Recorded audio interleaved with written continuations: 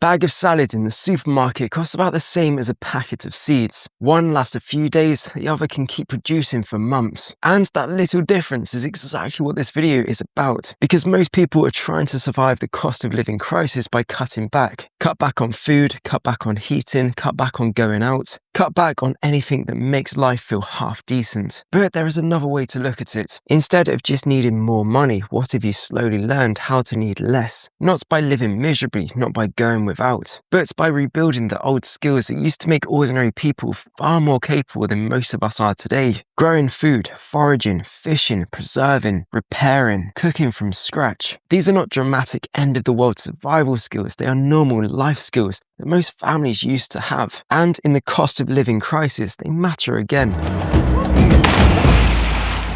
Welcome to Charlie Survival. If you're new here, this channel is about practical skills, realistic preparedness, and building a life that doesn't completely fall apart when things get difficult. And today I want to talk about something that affects almost every household in this country.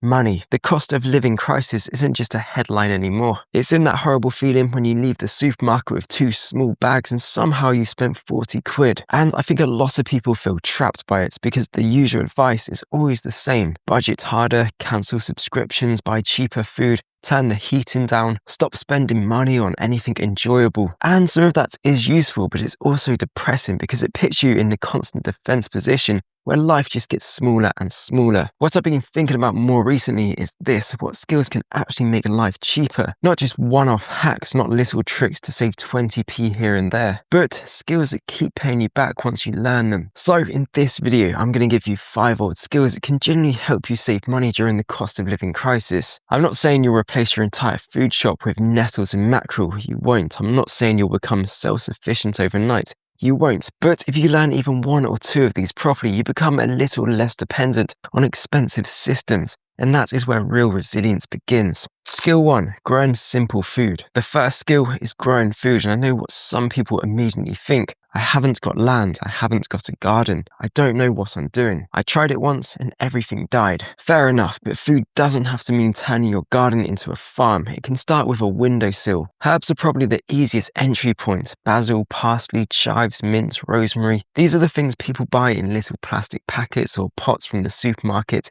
Use once and then they either go slimy in the fridge or die on the kitchen counter. But if you learn how to keep even a few herbs alive, you stop buying the same thing again and again. Then there are salad leaves. A bag of salad from the supermarket lasts a few days if you're lucky. A packet of seeds can keep producing for weeks or months if you sow little and often. Cut it, let it come back, repeat. That's not fantasy self-sufficiency, that's just common sense. If you've got a patio, balcony, small garden, or even a few containers, then potatoes are worth learning. You can grow them in bags, you can grow them in tubs, you can grow them in a forgotten corner of the garden. They are filling, simple, forgiving, and actually useful. Then you've got things like courgettes, tomatoes, spring onions, beans, chilies, and strawberries. Some of these are more reliable than others depending on where you live, but the point is not to grow everything. The point is to grow something, because the first time you walk outside and pick food that you didn't have to buy, something changes in your head. You realize that food doesn't only come from a shop, and I think that is a powerful shift, because the real saving here isn't just the price of herbs or salad, it's the skill you build. Because every year you get better, you learn your soil, you learn your light, you learn what works, you learn when to plant, you learn what is worth your time and what isn't. And over time, that compounds. Most people are trying to save money by buying slightly cheaper versions of the same thing. Growing food teaches you to step outside that system, even only in a small way, and that matters. Skill 2, foraging. The second skill is foraging, and this one needs to be talked about carefully because it is not something to be reckless with. If you don't know what something is, don't eat it. If you're not completely sure, leave it alone. And before you start filling bags with anything, you need to understand the basic rules around where you are and whether you're on protected land or private land. In general, where you have lawful access, you can pick certain wild fruit, flowers, fungi, and foliage for personal use. But you cannot uproot plants without permission, and there are extra rules around protected species and protected places. So be sensible, start small, and don't start with mushrooms. Start with the easy things: blackberries, nettles, elderflower, wild garlic, rose hips, sloes, hazelnuts, dandelion, cleavers. See beet or see purslane if you're coastal and know what you're looking at. These are the kind of plants our grandparents would have recognized without thinking. And once you learn them, the countryside starts looking different. A hedgerow stops being just a hedge. It becomes food, tea, medicine, cordage, kindling, seasonal knowledge. It becomes useful again. Now, foraging is not going to replace your weekly shop. This is where people get silly. You're not going to feed a family of 4 all year from a dog walking path. Although a chest freezer and blackberry picking can go a very long way. But that is not the point. The point is that foraging adds free seasonal food to your life and rebuilds a skill that almost everyone has lost. Elderflower cordial, nettle soup, blackberry crumble, wild garlic pesto, rosehip syrup, sloe gin, seaweed seasoning, hazelnuts in autumn. These are small things, but small things matter when prices are high. And they matter even more because they reconnect you to the season you're actually living in. Instead of every meal coming from a supermarket supply chain, some of it comes from where you are. That is a very different way to live. And it costs almost nothing to begin. A decent field guide, a small bag, maybe a pair of gloves, a knife where legal and appropriate, and the discipline to only pick what you can identify properly. Start with 1 plant this month. Just one like wild garlic. Learn it properly, learn where it grows, then where it appears, what it looks like at different stages and how to use it. Then add another. That is how real skill is built. And before we get into the next skill, I put together a free blackout checklist linked in the pinned comment. It's a simple 72-hour checklist for a UK power cut. The reason I mention it here is because foraging food and freezing is brilliant. But if the power goes out and your freezer is full, you need to know what to do first. So grab the free blackout checklist below, it's there to help. This is also exactly why I built the UK Crisis Readiness System. It's a practical course designed for UK households who want to stay calm, capable and prepared during disruption. I had a lovely comment on my last video from someone who bought it, saying they were still gaining new ideas from it and called it level-headed, practical, sensible advice, which honestly means a lot. I'll leave the course in the pinned comment and description. I made it half price for this month, so if you're thinking about grabbing it, now is the time. Skill 3. Fishing and coastal food. The third skill is fishing and coastal food. Now, I live in Cornwall, so I have an obvious advantage here. I'm near the coast, I can get to beaches, rocks, harbours, estuaries. That is not the case for everyone, but the principle still matters. Learning how to legally and safely get food from the water is one of the oldest survival skills there is. And in Britain, we are surrounded by water, sea fishing, freshwater fishing, shellfish, seaweed, coastal plants. There is a huge amount of knowledge here, but again, it needs to be done properly. So this is not me saying go to the nearest beach and eat whatever you find. That would be stupid. What I am saying is learning this skill properly changes how you see the landscape. Now, will fishing save you loads of money immediately? Probably not at first. Because like any new skill, you'll lose tackle, you'll buy the wrong lure, you'll stand there in the wind for 3 hours and catch absolutely nothing. But then one day you'll get it right. You'll understand the tide, you'll see the bait fish, you'll time the session properly, you'll catch something you can actually cook. And that is the deeper reason I think this still matters. Because the cost of living crisis has made a lot of people feel powerless. Fishing and coastal food knowledge gives you some of that power back, not all of it, but enough to matter. Skill 4, preserving and repairing. The fourth skill is preserving and repairing, and I put these together because they come from the same mindset. Stop wasting what you already have. That is one of the biggest shifts you can make during a cost of living crisis. Because most people don't just lose money when they buy things. They lose money when they throw things away too early. Food goes off, clothes rip,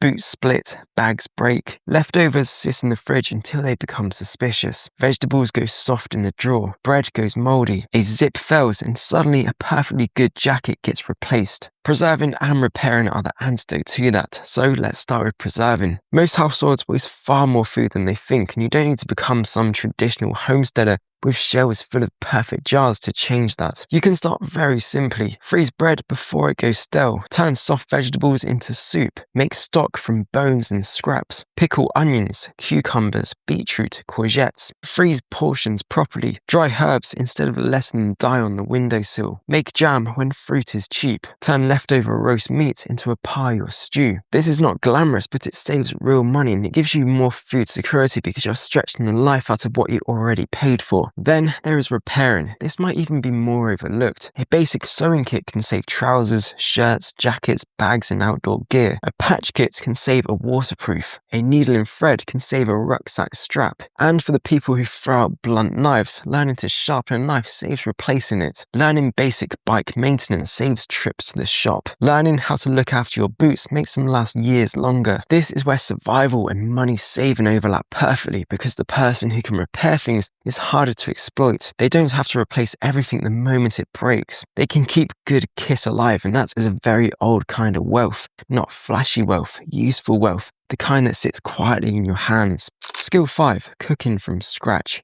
The 5th skill is cooking from scratch, and this is the big one because foraging is the romantic one. Fishing is the adventurous one. But cooking from scratch is the one that can actually change your bank account week after week. This is where most people can save the most money the fastest. Not by becoming a chef, not by making complicated meals, but by learning a few basic repeatable dishes that replace expensive convenience food. A ready meal feeds one person. A proper pot of food can feed 4. A shop-bought soup is easy, but soup made from leftover vegetables and stock and herbs that you foraged is one of the cheapest meals on earth. Bread is another one. You don't need to become an artisan baker. A basic no-knead loaf is mostly flour, water, yeast, salt, and patience. The hands-on work is tiny, but the confidence it gives you is massive. Then you've got the old backbone meals: stews, curries, pies, broths, porridge, pasta sauces, rice dishes, roast leftovers, omelettes, pancakes, beans on toast but done properly, a whole chicken stretched across several meals. This is how people used to cook because they had to. They knew how to take cheap ingredients and make them satisfying.